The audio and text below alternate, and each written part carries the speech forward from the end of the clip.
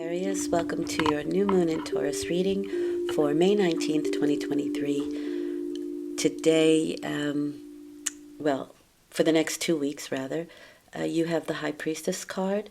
There is no eclipse this time, so this should be a 2 to 4 week period. The High Priestess is going to be your 2 week theme for this new moon, and new moons bring in new cycles. So the High Priestess is spirituality, it's your intuition, it's a reflective energy, it's passive. There can be secrecy, inner wisdom, but for me, I feel like it is the structure on which we put the details. So if the Magician is your vision, your concept, the High Priestess is the structure that you build for that vision, and the Empress would be the details that you place upon that structure. And so the High Priestess is really important. It's your internal knowing, right? It's very secretive. It's things that are going on behind the scenes that you're usually unaware of. But it's like your bones, right? It's the structure that everything that holds up everything. You don't see it, but you know it's there. All right. So you have the Justice card as what is coming in for the next 2 weeks, which is fairness. If you're dealing with a anything legal, then the Justice card means that it should turn out fair, that it should be fair. This is keeping a light heart. This is karma, right? So what you give, you receive. And this is keeping a light heart.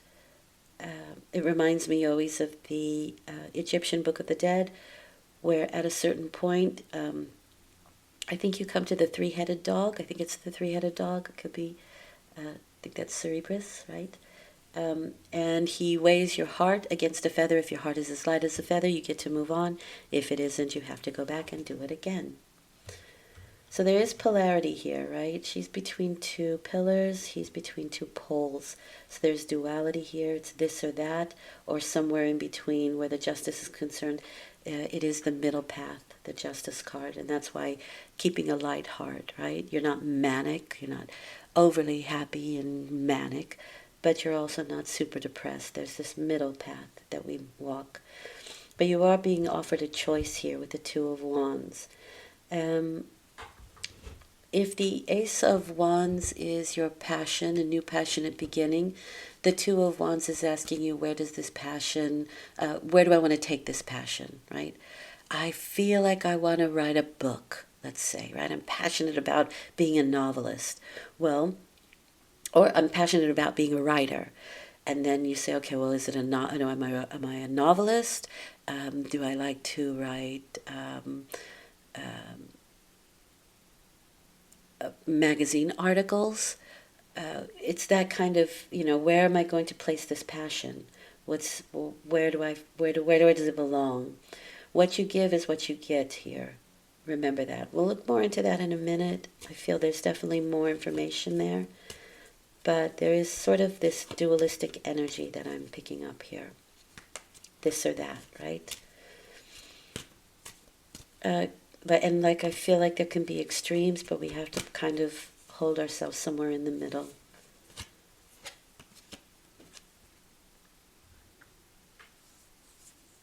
And the High Priestess is very much similar to the Justice card in that she's also in between two pillars, taking the middle path, and that's wisdom where she's concerned. And this is righteousness, right? Equanimity, balance.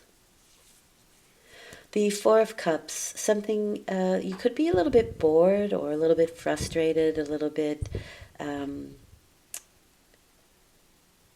disapproving or discontent, and you're being offered something to switch that up. Out of the blue, something comes and says, well, you have 3 empty cups in front of you. Here's one that, and they were not satisfied, obviously, they were not satisfying. And here's a fourth one to fill it with what it is that you want. And so you can be maybe contemplating that. What do I want? There is also a very contemplative energy here with the Two of Wands as well.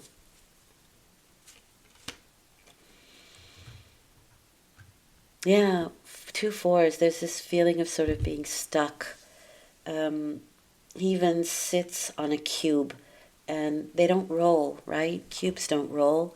You have to push them. So there's this feeling of kind of being stuck, emotionally and possibly financially, or stuck in your work, or stuck with a responsibility, because 4 is often foundation and responsibility. But the Four of Pentacles does tell you that you have what you need to get started on something. You have the knowledge, you have the passion for it, and you have the ability, right? You can stand on those 2 feet. You can stand on what it is you have learned, your experience, that sort of thing. It is a bit of a stubborn energy, though, and I get a stubbornness definitely with those 2 cards, because even he's closed himself off a little bit. This card always gives me the feeling that we can be in a precarious position. He feels uncomfortable, right? He's holding on, but it's not a comfortable grasp that he has on that coin. It is definitely grasping, but it's not comfortable. In fact, it's very uncomfortable. It's a strange position to be in. And this one is, it's somebody who's not accepting something new, even if it's being offered at this time. There's this feeling of, nah, I don't really want to. I don't really want to go there. But let's get more information on that in a minute. Okay, you have the Magician card. He came up with Capricorn in the same position. And this is mastery, right? This is mastering your a skill, but it's also your vision. So remember we talked about the High Priestess, right? This is the concept, the vision that you have. You could be working on that here. So if things didn't pan out the way you wanted them to, it's almost like you get this new karmic start, because we're at 2 here. You get this new karmic start, and you're kind of wondering, all right, well, how am I going to do it differently? What will bring me the pleasure that I missed out the first time around, or prior to this?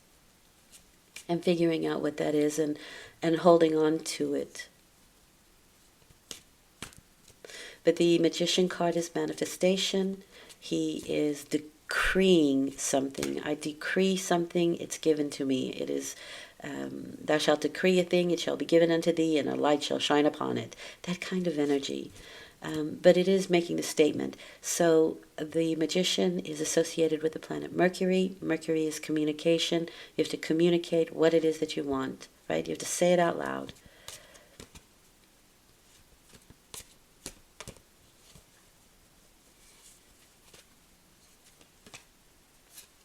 But not yet with the Hanged Man. This has come out quite a bit as well. So it feels like we're at the starting gate here, folks. With it, collectively, it feels like it to me, because this comes out quite a bit. That things are kind of getting started now. Jupiter has gone into Taurus, or will be going into Taurus very soon. And this switches things up where finances, health, home, and family may be concerned. There are new beginnings happening with everybody because of this. But we're just getting started. And so the Hanged Man is giving you the opportunity, again, to see things from another perspective. And I think this is the perspective that needs to be changed, because we are dissatisfied with things that didn't go well prior to this, or there's some discontent with what happened before. And here we're trying to find that equilibrium, and trying to understand as well that what we gave in our situation is what we're receiving now. And so we want to make some changes. We want to master some things, right?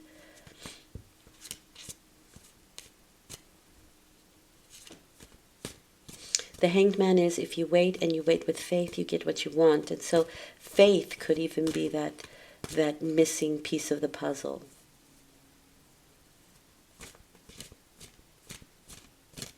The Four of Pentacles comes right before the mental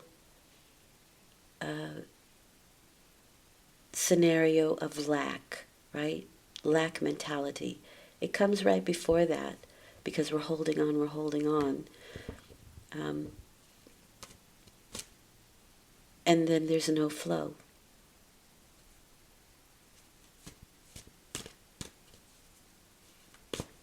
Okay. Nice. This is nice. This is a wish coming true. Very nice. This is emotional satisfaction.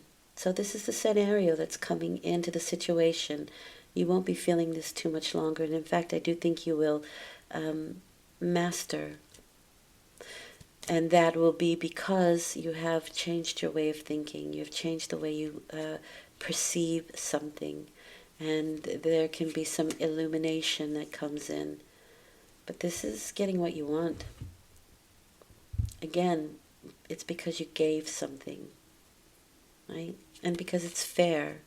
It's kind of like it's your turn. It's your karmic. It's your karmic destiny. With the Justice card there, karma. So you did something right, Aquarius. Well done. You did something good, righteous. You are behaving like a Queen of Wands. This is a creative person, right? She's creative. She's not somebody who lets this stuff hold her down for too long. Not at all. Actually, she's quite magical. She has the perfect energy of solar outgoing energy, the electric energy, and because she's a female, she has the perfect passive, magnetic, attractive energy. And that is the energy that is needed to manifest something. So she can attract what she needs to her. But she can also put out the energy of getting things done. I like the Queen of Wands. It's associated with Leo for me. But I find them to be very fun, kind people, usually with a good heart, and usually people who have great healing modalities. Look at that. We're on to our new journey. Pure potential. Pure potential with the Fool card. It's a leap of faith. It can be childish, but, something always comes to save the day when the Fool's around. We could step into a pile of, funky stuff, but there's a way to wash it off. Or, there's a towel handy. Or the lake is right there that you can jump into and, clean your shoes off. There's always something. And we come with prior experience and prior knowledge. But this is for me pure potential. And it is a new beginning. Very, very nice. So you could be starting something new that's destined to happen at this time. And it may be something that you were hoping for. Something, it's a wish granted. What does Spirit want you to know? You have the Hermit card. So you could be taking some time to do some soul searching, to remove yourself from the busyness of the world or society. You may want to find more alone time. You could be out searching for answers, for clues, for information, and once you get that, once you collect that, you kind of go within to digest the information, to understand it, and to turn knowledge into wisdom. And when you do that, you're also a beacon for other people. People can come to you for your wisdom. Whatever you have experienced, because 9 is the culmination of an experience. Whatever you've experienced and learned from, you understand both sides of the situation, and you can balance the challenge and rewards for anything. Then you become a light. You become a beacon for other people. Through your experience, right? It's not that you just read about it. It's that you've had the experience of it. And we can trust our experience. Anybody can say that they've read a book about manifestation, but unless you've actually done it, you don't know. You don't know. You just read about it. You have the knowledge, but you don't have the wisdom. Well, you have the wisdom. Well done, Aquarius. I hope this has been helpful. I'll return in 2 weeks with a full moon reading. In the meantime, I do dailies. And thanks for listening. It's appreciated. Take good care. Bye.